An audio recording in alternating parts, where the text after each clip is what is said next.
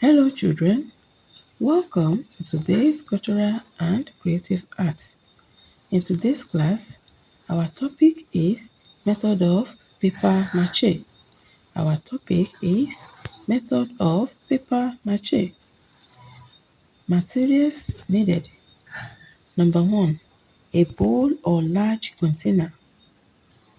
Number 2, flour, wallpaper, powder paste or white glue. Number 3, water. Number 4, your base structure. Number 5, paintbrush. And number 6, newspaper. Hmm. Procedure. Number 1, soak newspaper and used papers in water for 2 to 3 days. Squeeze out water from it. Number 2, squeeze out water from it. Number 3, pound to mix well with other materials. Number 4, you can mold flower vase and other materials from it. So children, that is all for today.